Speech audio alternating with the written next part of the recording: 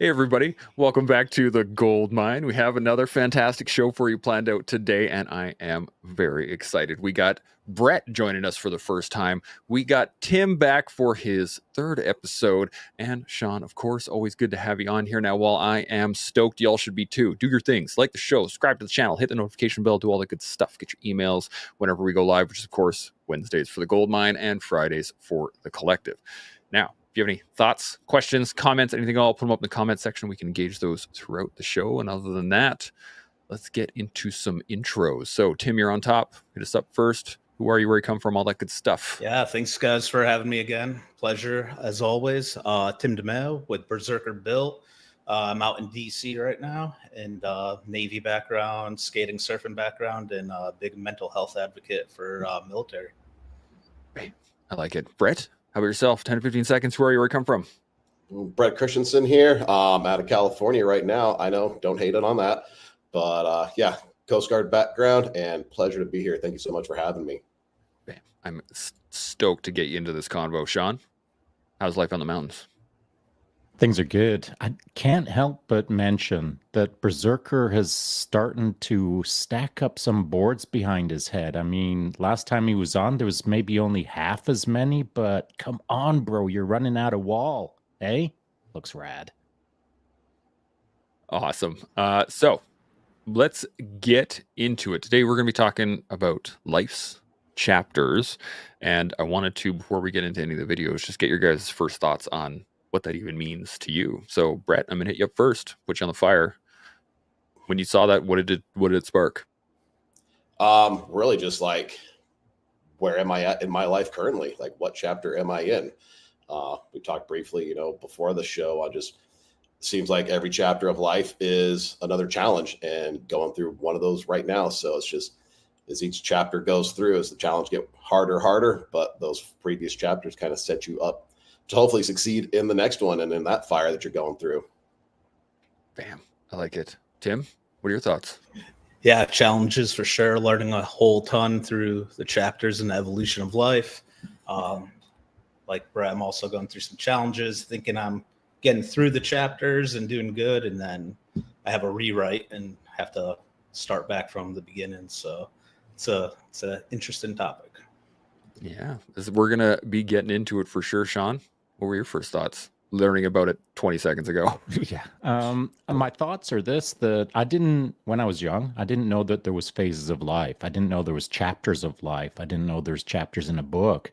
I was in chapter 1 and I didn't even know when that was gonna come to a conclusion and whether it would be a good conclusion or not. And so it's probably only been over the last couple of years that I've started to realize that there's these chapters in life, and I've got a number of chapters, but I just hadn't really considered it as such.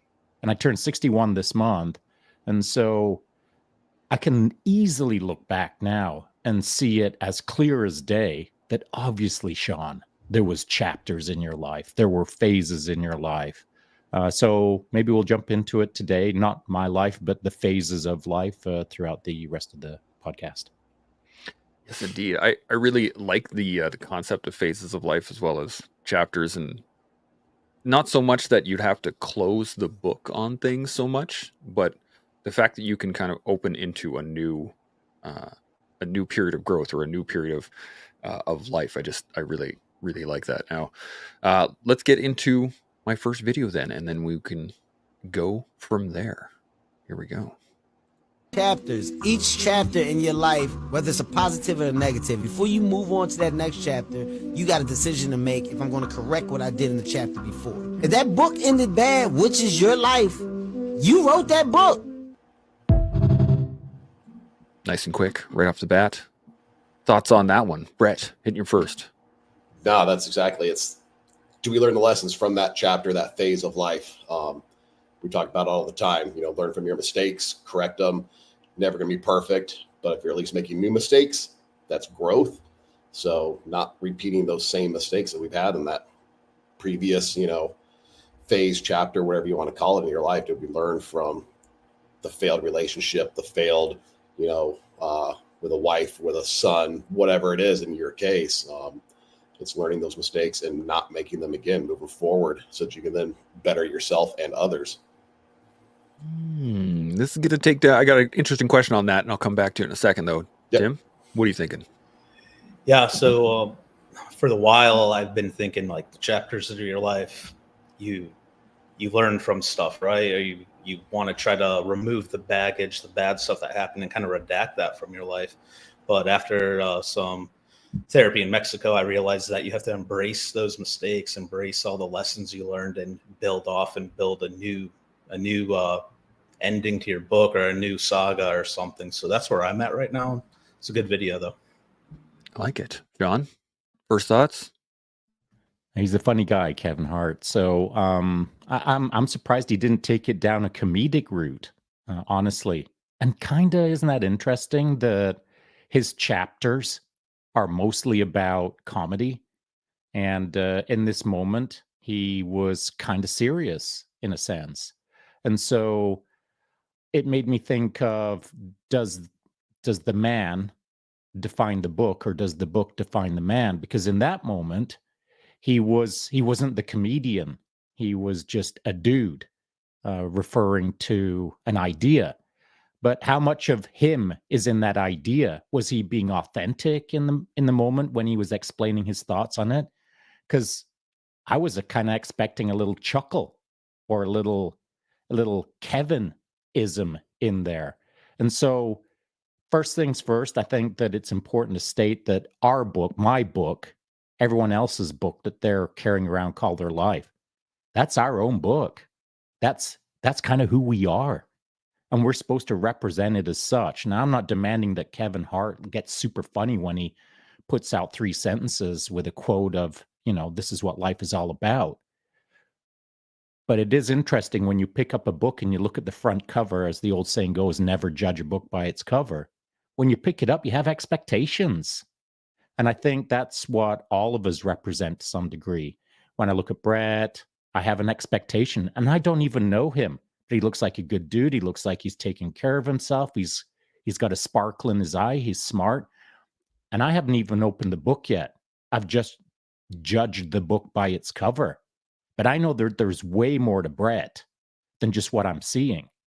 And so my thoughts are this. The book that we carry around is something that can be seen by others, but maybe it's our job to flick a few pages in front of them so they get to know us a little bit better. And the last thing I'll add is this, kind of riffing on the book idea. If my book is my book and Brett's book is Brett's book, maybe we're all just putting our books into the library for others to read or walk by because it's freaking boring and dusty.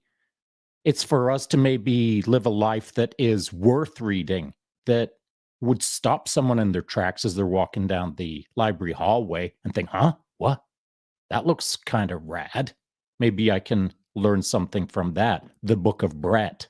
So I think there's a few things in there that I've kind of chucked out, not very well articulated, but maybe it'll get us going in a direction.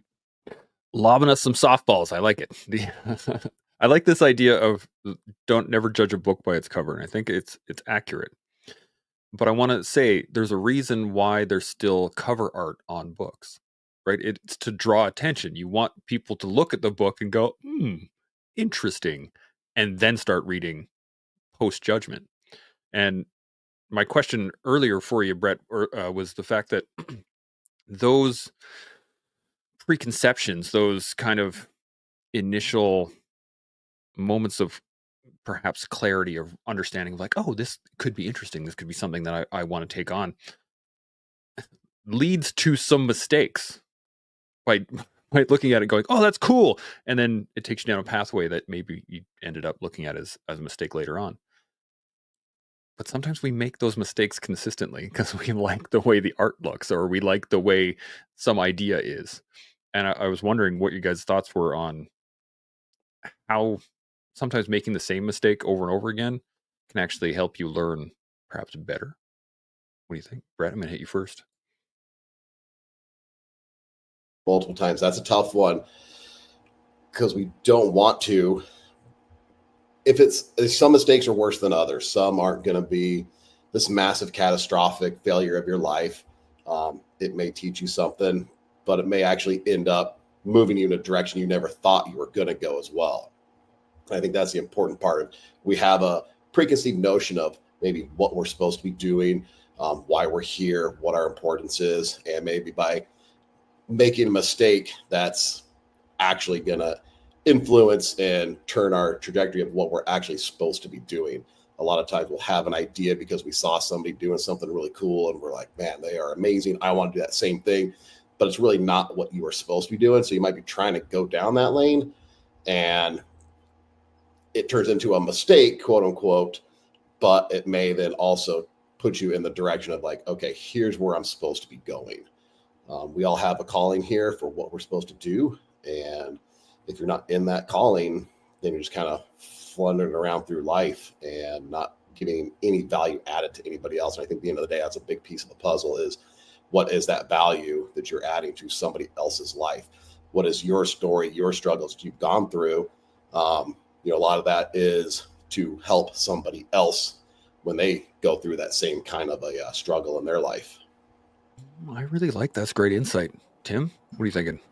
Yeah, you hit me when you said the cover art. That's what catches your attention. That's what you think you want. And then you'll potentially get to that point where you are that person on the cover art of a book. And then you realize that's not where you belong. That's not what you really were meant to do. And for my military career, I never felt like I did enough. I never felt like I made a big enough impact. And as I transitioned out of the military and all that, I'm like, shit, I need to go back overseas. I need to do this. So I kept going and taking contracts overseas and trying to fulfill this dream I thought I had until I was doing it. And that's what ended me up in hospitals and TBI facilities and all that. And at that time, my chapters were miserable and terrible. And it wasn't until I rewrit my life, like using those stories, and I accepted the pain and all the problems I went through, and used that to help build my story and build my brand and build what I'm doing, trying to help veterans. So it was bad that I went after something that I really had I didn't belong there, but I really wanted it. I don't know if I articulated that well, but I really felt it. No, I think that's an important point. Shaun, you got any additional points on this? I do. Like Tim said, I mean, cover art as a kid, when I was growing up, comics were just starting to become a thing. And so I'm talking like in the late 70s when I was flicking through comics. And the cover art back then is way different than it is now. And there was something about and Tim has made me think about this as I've been looking at his boards. There's something about organic art rather than ones and zero art.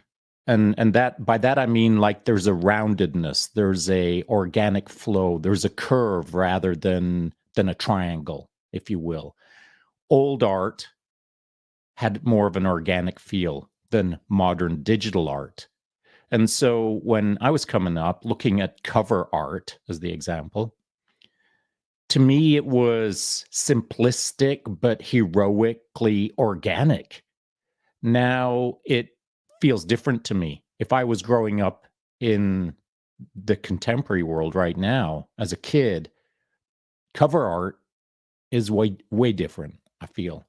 And so my cover art was simpler, almost easier to understand, in the sense of, oh, that's what I want to be, Captain America or whoever. But now digital art and modern approaches to cover art I'm not going to use the word nuance, but they're quite complex and sometimes harder to understand. So for me, cover art was simple and easy to follow. That's what I want to be.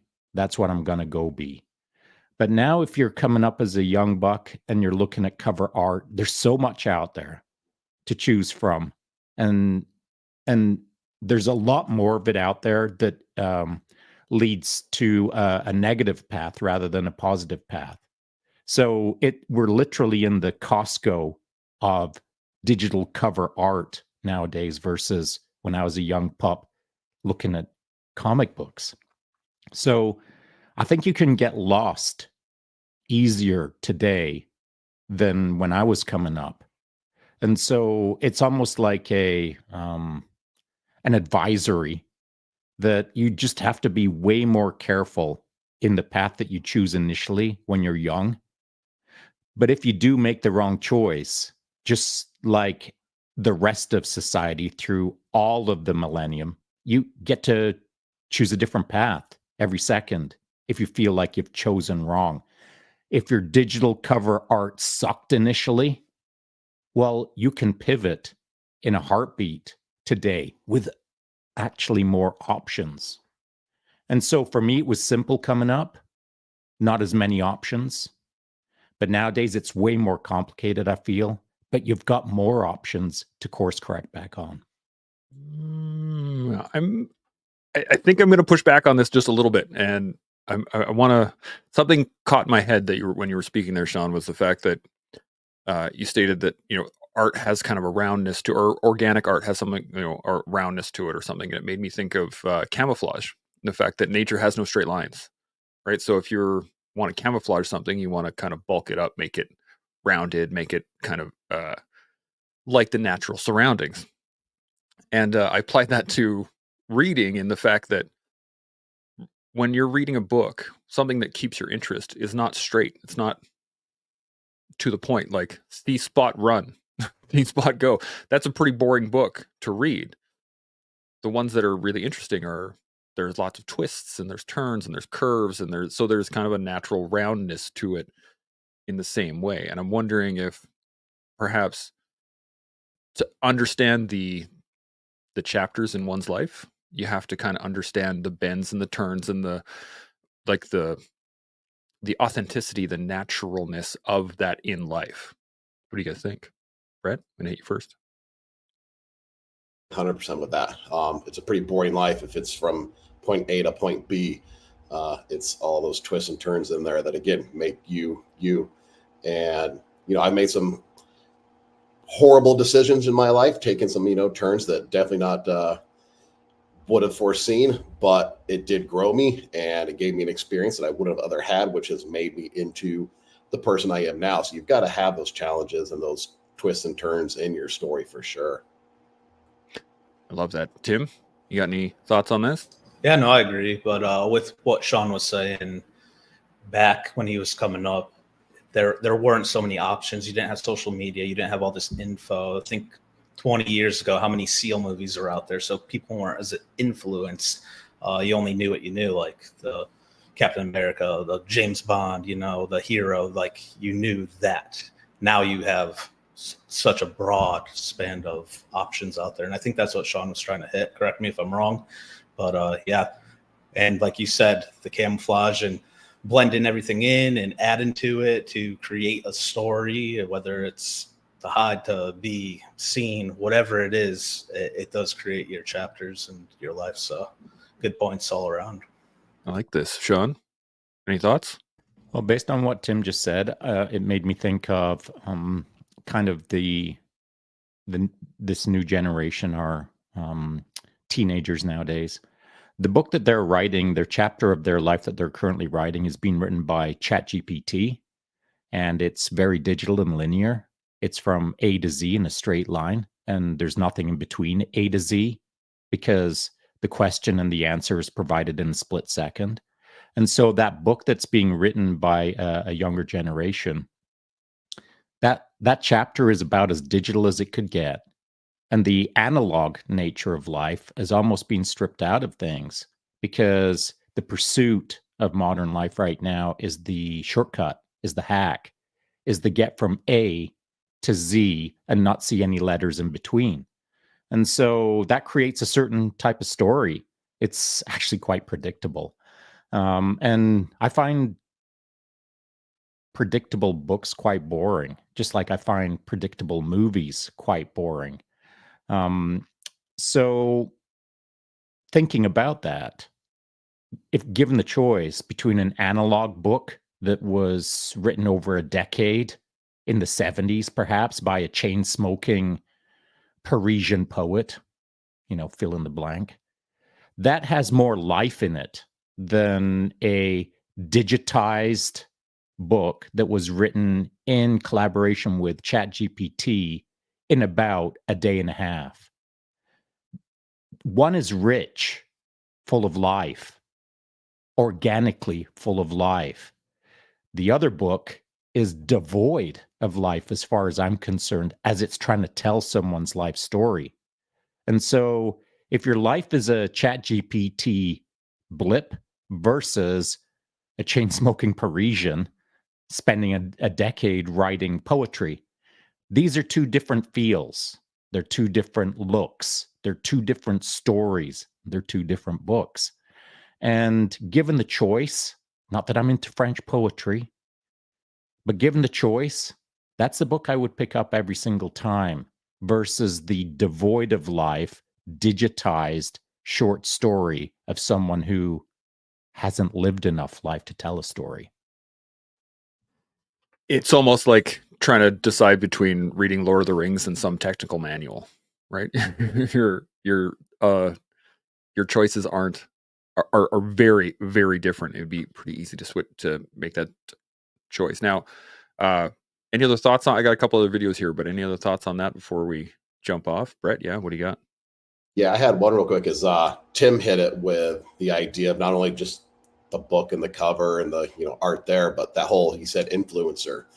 The younger generation now is so influenced from Instagram. Everybody on Instagram is an influencer, and so there's just so many more choices with that to just keep going down a way that, again, it's not where you're supposed to be, but everybody sees the quick, easy money, whatever it is, and that's what that shiny lure, and that's the way they go. So it's a whole different world now than like Shaun was saying, when we were growing up and coming up with, where you had He-Man and Captain America, and that was it.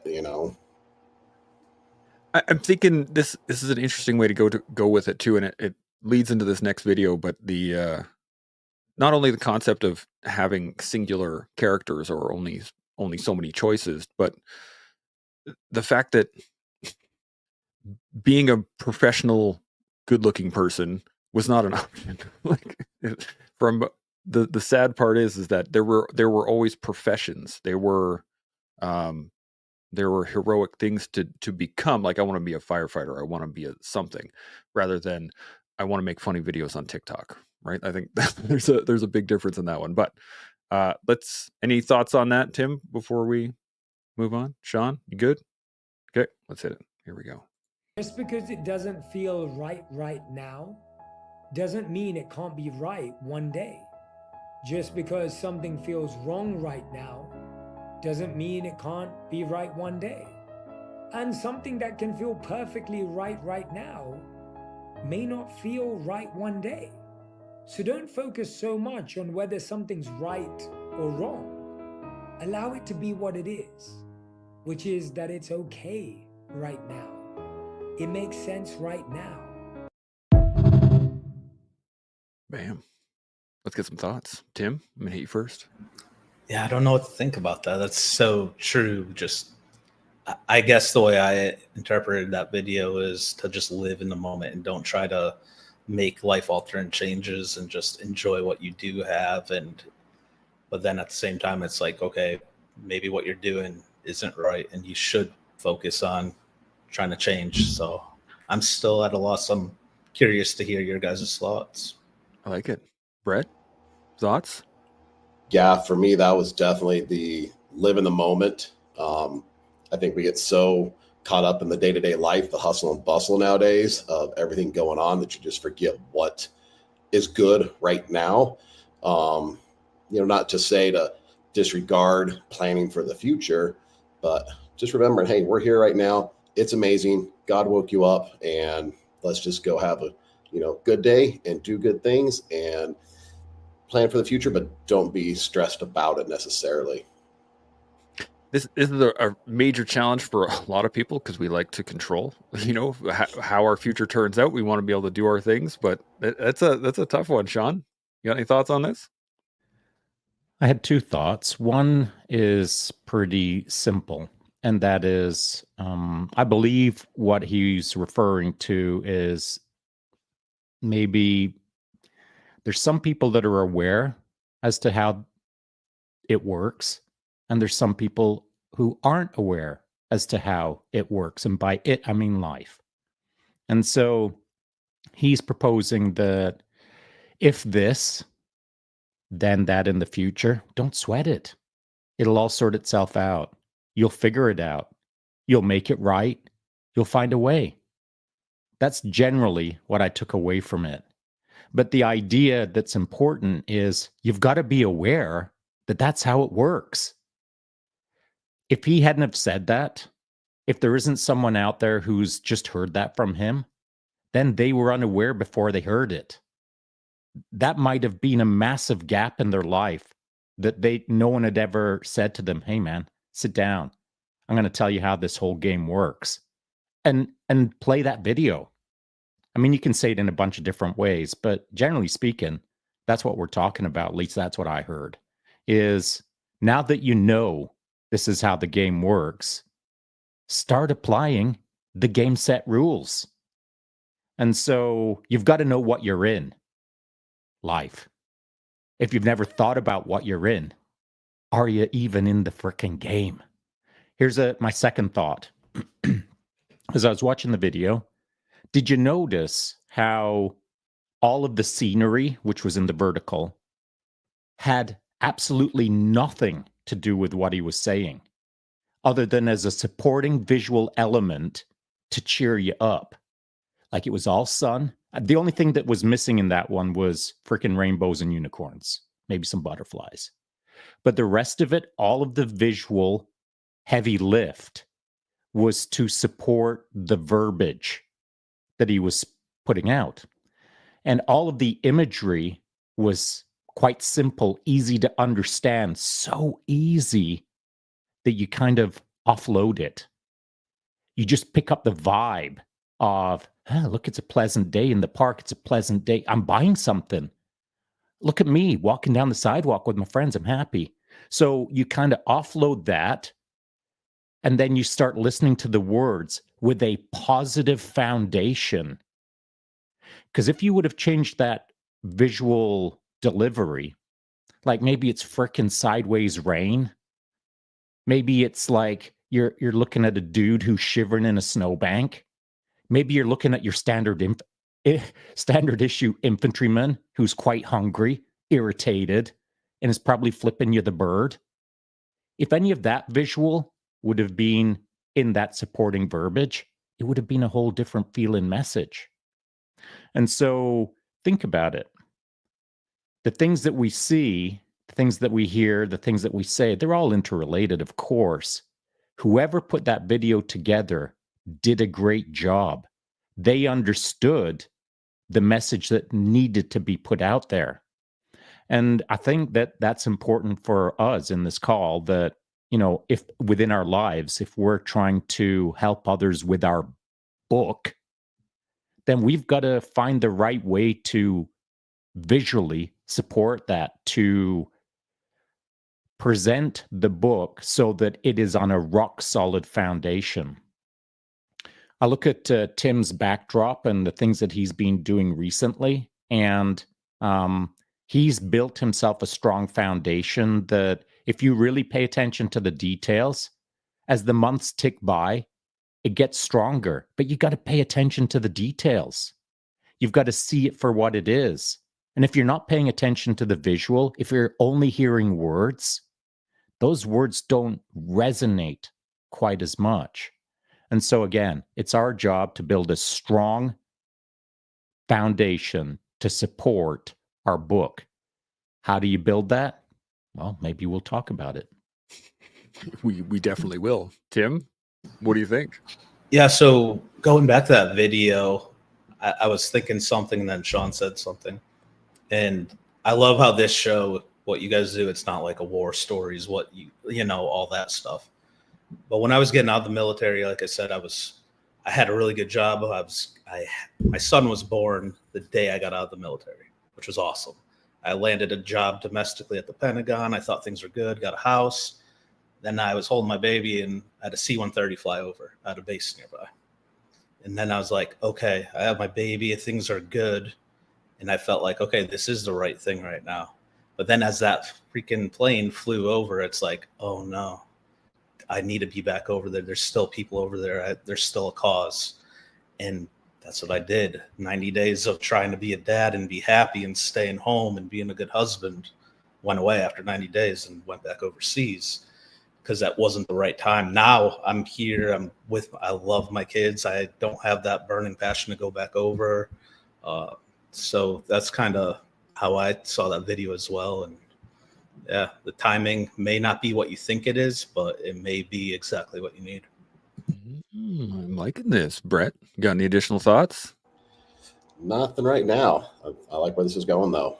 Yeah, this is a really interesting place to put it. And while I was putting these clips together for the show and all that stuff, was the fact that I get to watch these things 3, 4, 5 times. And Shaun, not only is the visuals just kind of relaxed, but the audio, the music that they're choosing is this light day at the park kind of feeling to it. But I kind of take this back to the cover on your book. Is that, what are you going to have on it? Is it going to be the dramatic romance novel with Fabio on it and with no shirt on, or is it going to be very simple? Like I love The Hobbit and The Lord of the Rings, but There and Back Again. Is it just going to be a quick title? So this is really cool, and I love where this is going now. I had a question on this in general. Is that when you have your chapters in life, when you have these things set up and you think you know where you're going, and to Tim's point, maybe it's not quite right now. When you look back on those and you take those lessons in, how do you implement them moving forward? How do you take what you've done in one chapter and apply it to the next? Brett, I'm going to hit you first. What do you got? I'm still figuring that one out, quite honestly. Like Shaun said before, we were talking earlier, it feels like sometimes you're still on chapter 1. And yeah, have I taken some of those lessons? I wish I could say I've done better with it myself. But yeah, I'm still figuring out a lot of ways of how to implement some of those lessons. Tim, same thing when you were talking of, getting out 90 days later, like, hey, I've got to get back out there. This home life, dad life's not for me. I was in the same position, still sometimes feel in that same position, but now it's more of being there for my boys. I was very selfish in my military career of constantly deployed because that's where the action is. It's not sitting back, at the command, it's being out there. So I was very selfish in my early military career. Luckily I have learned that lesson, and I am now applying it to be home for my kids, my wife, and actually have that family structure that for 20 years never did for, various reasons. This is one of the challenges, especially with the military and first responders in general, that I've heard over and over and over again, is that the job takes over at times. You just want to keep doing the job. Tim, you got any thoughts on any of this? No, Brett was right, and that's how I felt. And yeah, the job is never done, but your role in the job may be done. That's a good point. Shaun, you got anything else? Yeah, and your role may be done in that job, but your role isn't done in society. And so, Tim, you're a fine example of that. And Brett, I could probably say the same about you as well. I just don't know you well enough right now to be able to make that claim that,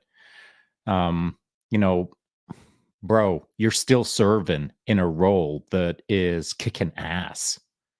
And it's for us to understand that the phase of life that we're in, it's for us to recognize that we're kicking that ass in that chapter called today. And if you're not feeling it, it's the people around you. It's their job to say, hey, bro, you're kicking ass. That's what I'm saying right now publicly in real time. So take it. And so that is an important distinction when we're talking about the chapters of our life or the book in the dusty library. we're supposed to write a book that is readable. Then we're supposed to write a book that is readable and inspiring. And then we're supposed to take that book and sometimes cram it down someone's throat if we think that that's what they need. Now that sounds like, I guess on that book cover, it would probably, the music would be Metallica. I probably have a spear in my hand, but I'm not talking about that kind of book. I'm talking about writing the book of your life that then not only are you going to quietly encourage your immediate surroundings to read, you kind of got to get out there and put it in someone's grill who definitely needs to read it. I'm talking about the brohemos that are struggling or this kind of thing where you know it's going to be a positive influence in their life. Cram that book straight down their throat. Now, none of us have got that book right now. It's not written. I've got nothing to ram down someone's throat. So all we have is what we've got right now, the way we live our lives, demonstrating our book through action, through how we speak, how we walk, how we interact when we shake a hand. That's a book, man. I know I've shaken people's hands and I've got a book from them. And I try to deliver my book to them in that moment, in a handshake. Second thing I want to say is, Tim, when that plane was flying overhead, these things to me, and I don't want to put too fine a point on it or say that this is exactly what was happening, but to me, this is what's occurring in those moments for everyone. When it's that moment of, oh, that's when you should take an extra breath. We should all take an extra breath and say, oh, I got to go sit down and think about this just a bit more. Because I've been in that situation. In fact, I'll use podcasting as the example. I had zero interest in podcasting, never, ever wanted a podcast, did not want to put myself out publicly, hate the idea of influencing. And so it was a struggle for me to do it. When some of my old friends asked me to come and start doing this, I was like, oh no. I had to take a weekend, a full weekend, to think about the mental health issues out there, the rates of suicide.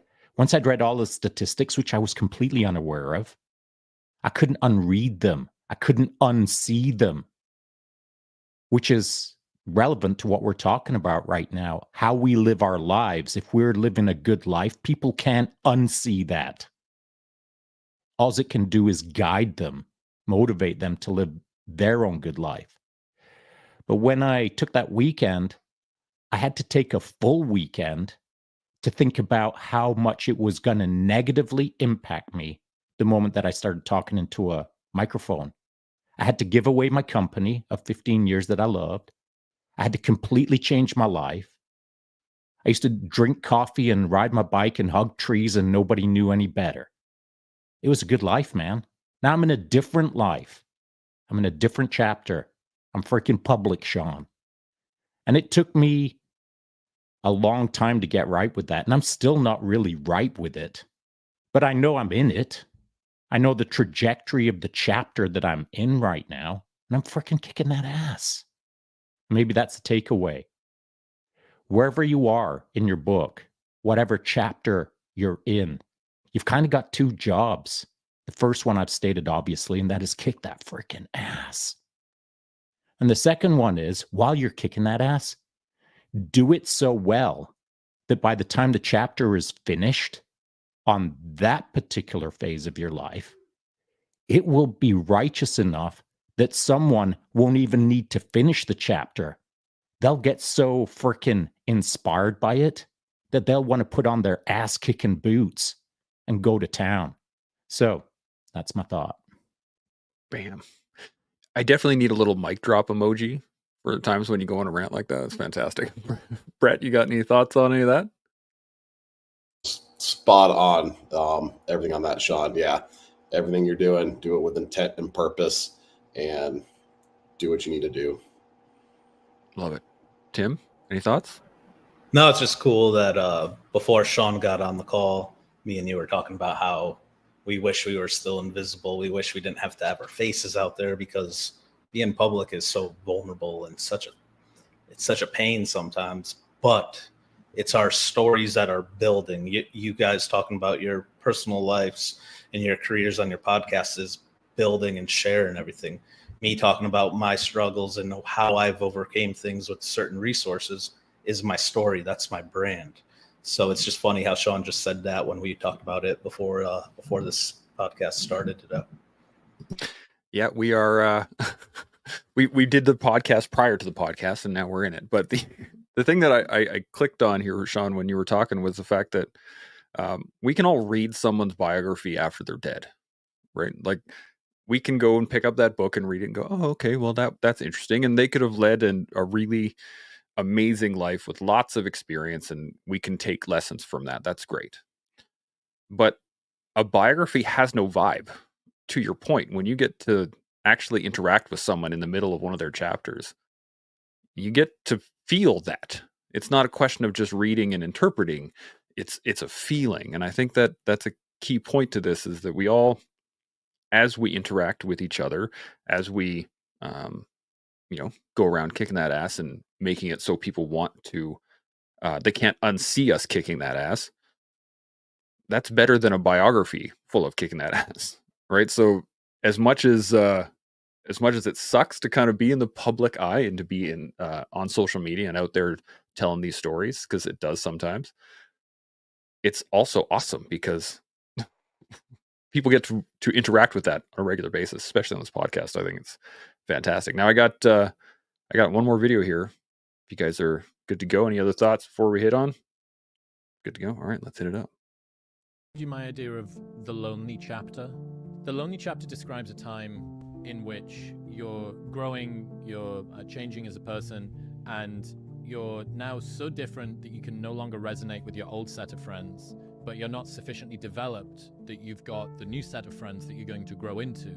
And this is the lonely chapter. And the problem with it is that you're always, the desire to sort of regress back to where you were is always going to be there, and you're going to have uncertainty. There's not even the promise of glory or success or triumph when you get through the other side. What am I pushing toward? And all of your friends and all of the dynamics, temptations pull you back toward that. It pulls you back toward the old version of life.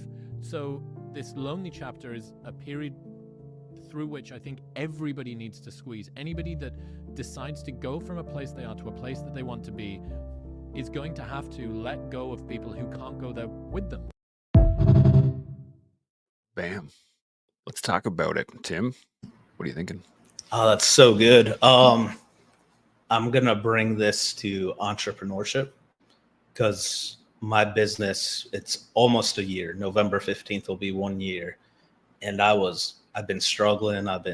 All my savings, everything's going into the business, buying product, putting it out there, late nights, early mornings. And felt like I wasn't going anywhere. I was putting people to the side because I just didn't have time for them. I was trying to build this, and I felt like I was going nowhere.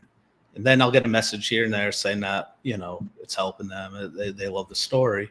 But it wasn't till as of very recent, my wife got diagnosed with stage 4 cancer a month and a half ago. And I put it out there, what was going on, and saying, hey, to my customers, this is what's going on. Apologize if the orders will be a couple days late or whatnot. And I got so much positive feedback and saw who my true, I can't even say followers, my true friends were. Like, I got so many messages, overwhelming support. So that loneliness was, all those lonely nights and those months and all that, thinking that I'm not going to make it, not going to make a difference, paid off when I had to have people pay it forward back to me in that manner. So the loneliness is true in all aspects of life, whether it's career, entrepreneurship, or self-healing. It's part of it. Yeah. I appreciate you sharing that with us, brother. It's it's part of my story and can't hide it. Yeah. Brett, you got any thoughts on any of this? Back path. Me and my wife right now, we're kind of in that lonely phase. We're doing some business pieces that were with family. it's not going well, and that's caused huge riffles within, the family unit, to where we're now, it's us, me and her, against, what seems like the world. We have a small, very small group that we've kind of shrunk down into to get through this little phase, and we keep our circle really small right now. It used to be kind of big, and let whoever into it, and we've really shrunk it down, just the two of us knowing what we're capable of, and it's brought us closer together, which has been amazing. So I think that's the other big lesson here. While it might be a lonely phase for the two of us, it's brought us closer, and that's just gonna magnify our relationship, which is going to help others. I know that. And again, I know I always go back to that, is, what value are you bringing to somebody else? And that's really kind of one of my true goals, is to be able to bring value to somebody else, whether it's, learning something, giving something to Tim. I learned something from Tim with, each of our chapters and our phases of life. So I appreciate that. That's awesome. Shaun, you got any thoughts on this? I do. And I think that, Chris Williamson at Modern Wisdom, right? He's too young to have gone through enough lonely chapters to understand how many lonely chapters are in life. I mean, he's a young man. He's into his second career, as I see it. His first career was male modeling. His second career is a very successful podcast, which he does a great job of. He has great guests. He's mastering his craft. So I'm not throwing him under the bus, other than he's just freaking young, bro. You've only gone through one lonely chapter. Guess what? There'll be several more. And that maybe his podcast gets so famous that all of the friends that are surrounding him are empty shells of friends, because they're just coattailing him. There's many ways to tell his story in the future as to how it could go. But he's the only one responsible for his story. He's writing it on the daily.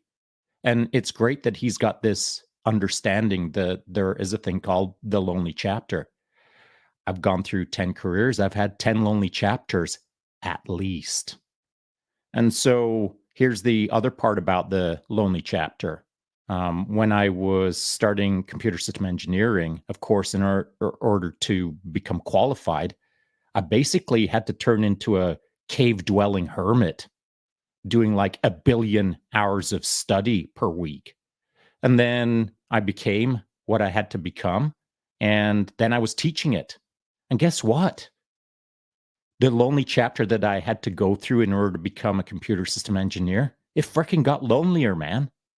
Because in order to deliver the level of material or course content or instruction that I felt I had to give out, I had to almost like work twice as hard as my lonely chapter to get into my new job. And because I was then the instructor or the head school instructor at one point, guess how many friends I had at that point? It was the loneliest of lonely, and every single phase of my life I've had a lonely chapter like that. That lonely chapter doesn't immediately go into popular chapter or all the friends chapter or life is so much better chapter. That's not how my book is being written. Sometimes it's doubling down on lonely chapters. No big deal. As long as I know where I'm going, as long as I know why I'm doing it, the rest takes care of itself. It's great if all of your friends from high school could follow along on your life journey through your chapters and it wouldn't be so lonely. But I never felt I needed that. In fact, I'll go so far as to say, and I've said it in many podcasts before, I've had friends, really, really good friends, move in and out of my life. And I have no concern for that. I don't cling to them. I don't drag them back in. I'm not desperate for it. People move in and out of my life, and I let it happen. And I don't try to encourage it, and I don't try to slow it down. I just let it be. I let life unfold when it comes to these kind of lonely chapter moments. Now, it might be helpful that, the Army taught me how to be a sniper. I'm pretty comfortable in my own skin. I can go and hang out by myself for many a day and not need anyone to hold my hand. But that was kind of who I was anyway. If I was a really social creature where I had to have all of the friends throughout my entire life trailing behind me, cheering me, I'd be a different dude. My book would be different. And so I know this, that my lonely chapters have helped form up who I am. And I just want to let anyone know out there that if you are currently in a lonely chapter, don't sweat the details. If you need friends in the moment, they'll show up. And if you need them bad enough, start reaching out. Friends will hang out with you in your lonely chapter. Sometimes they'll make an effort. Sometimes you got to make an effort. But even if you are isolated, working like a dog, and you think nobody sees it's happening, eventually you'll move out of that lonely chapter into a different chapter. Maybe some magnificence even. The the thing that strikes me with this is that it also depends on what type of book you're writing. Like, if you want to live a life of Jack Ryan, right? You want to be a secret spy dude running around the world, visiting all kinds of places, doing things. You can write that book, but you got to understand that if it's going to be lonely, right? You're going to be on your own doing stuff by yourself all the time. If you want to write a book that has a lot of supporting characters in it, write that book. And I think that this is an interesting portion to this idea, in that these chapters they're not obligatory, at least in my mind. And I think that if we want a certain chapter to read a certain way, then we can take the action to make it read that way. So if we want lots of people around us, we can have lots of people around us, but it's going to affect the other aspects of what it is you're doing, at least in my mind. What do you guys think? Brett, I'm going to hit you first. What do you got? No, that's a great point. I think having that lonely chapter, that ability to kind of do your life on your own, is an amazing asset. Because if you have to always have that cheerleader, that champion behind you, all those friends, is it truly you then at that point? Or are they kind of helping guide and mold who you are then? So I think that's an interesting little point as far as having all those friends, that big circle versus the, solo time. It's that solo time, lonely time that builds truly who you are. And that's where you'll find out the most about yourself in reality. Yeah, you're going to learn about your friends and who's a really good friend and who's not there for you. But that ability to dig down during those times and be you is what's going to build you as that person. Ooh, that's a great angle. Tim, what are you thinking? Yeah, like you guys are just hitting it really good. Doing things and being alone, and because that's part of the job, that's part of the career, that's part of your lifestyle. And knowing that it's okay to be alone, that's hard to understand and to really pick up on for a lot of people. But like Shaun, he was indoctrinated into that, and that's how he already was living. For me, I grew up really social. I had a lot of friends, was on sports teams and all that. And then I started doing work overseas, all these countries, all alone, hotels. And that's when you really learn a lot more about yourself. And that's where you could choose the good decisions or bad decisions, or just ponder on life. And I've always had that one or two like Romigo that I could count on. And no matter where in the world, or if I haven't seen them in 10, 5, whatever years, I could always know I could rely on them if I reached out, and vice versa. So I've had that, but not at the fingertips as some people need with a cheerleader. That's a great point too, Shaun. You got any thoughts on this? Thought, and it's based on what the boys just said, and actually it was Tim that kind of put the exclamation mark on the novel thought, and it's this: we are, of course, writing our own book. And I want to state this, that when I was born, I didn't think, oh, it's time to write a book called life. I better get to it. I better make sure it's a good one. Wonder what my cover art's going to be. It's got to be better than everyone else's. I never thought that.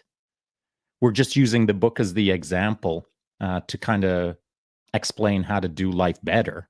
But I never planned on writing the best book ever, the best book in history. But I think that almost you kind of have to take that approach but not write the best book in history for everyone else. Like, just for yourself, and not selfishly. Like, just do your freaking best, man. Be a good dude, live a good life, kick that ass, try hard, be cool. I mean, that's a book in itself. It's probably an Encyclopedia Britannica collection of 37 books. So here's my thought based on what the boys said. Yeah, we're living our life, and yeah, every day we're writing a page in that book. But if anyone's been involved in book writing, there's this thing called an editor. And then there's this thing called a publisher. And so if I'm writing the book, it's the editor's job to step in from time to time and say, maybe change the tone on that chapter.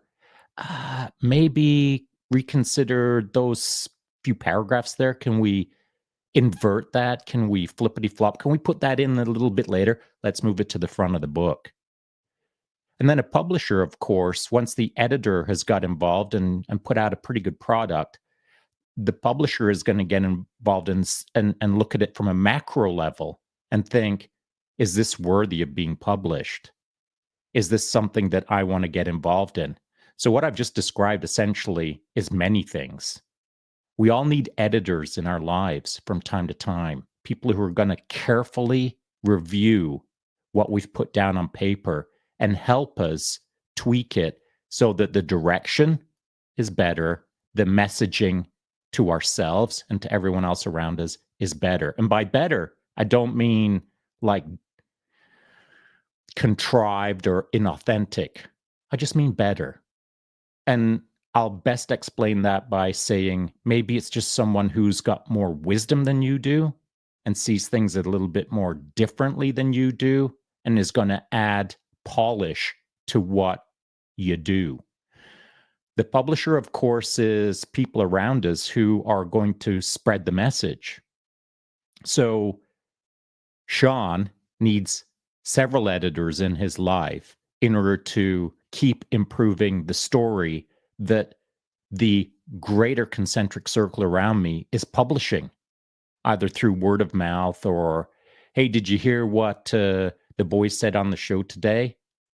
There's a word that got embedded in my mind, and it is called the book. And so whatever it takes, there's publishers all around us that are spreading the word. So again, we've got to do the best we can to write a good word. Editors around us have to help us polish that word, and then publishers around them have to help spread the word. Now, I guess I just described the internet, but that's my thought. Not only that, you described my therapist and some of my friends, and so like I love the analogy, the idea of an editor, the people that are going to push back against you a little bit, make you reconsider, make you think about stuff, and the publishers, the people around you. That's a great analogy and perfect timing on that, because that would spur probably another hour worth of discussion, but we're almost at an hour right now, so we're gonna have to cut it right here. But thank you guys. This has been just a fantastic conversation. Really, really interesting depths. Brett, Tim, Shaun, thank you so much again for this combo. Now let's get some final thoughts. Anything still burning the back of your brain, or anything that Shaun just kicked up in the last little mic drop there? Tim, I'm gonna hit you first. What do you got? Yeah, no, it's funny. I'm sitting here, I'm listening to this, enjoying it. You see my background, it's bright and vibrant and colorful, right? If I could flip my camera, you could see my little bar with my books and stuff. I take all the covers off my books. I take that vibrance off, and it's just the plain bookends and all that.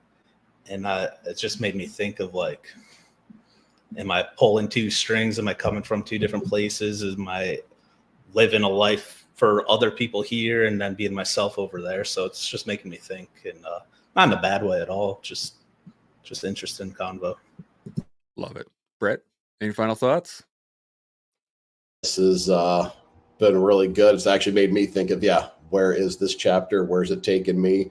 And made me do a little bit more of on my own end, like deep dive into it. Like, where is this one going? Because I'm in the middle of a big change right now and everything. So what's the next chapter going to be? And I like that whole editor publisher idea. That we could definitely go on that for another hour right there. Having those good friends that really are there for you when you need it to guide you and direct you in the appropriate way, not reverting back to your old ways by any means. So Yeah, Shaun has a habit of doing that. Just dropping bombs right at the end of the show, and everyone's just like, oh man, all right. Shaun, you got any final thoughts? Anything still burning? Said there, and Tim, of course, made me think of it initially, but then Brett sort of reinforced me having to say this. So, Tim, you are in a middle ground right now between what's directly behind you and what's directly in front of you. And if those two worlds feel a bit different, good. That's a great place to be, man. In the middle, looking forward and looking back and questioning. Who am I in this moment? Which direction am I going? What does this represent? What does that represent? But I got to say that that's kind of got to happen every day of your life.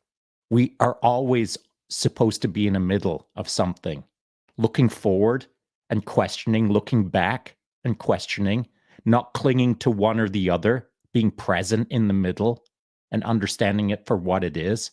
But it takes understanding.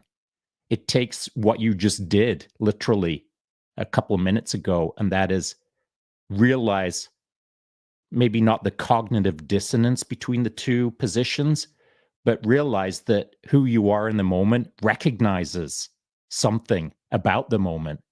There's so many people who are in the middle and don't even know it's got two D's in the word. They don't understand middle. They don't understand where they are. They don't understand where they're going, where they've come from.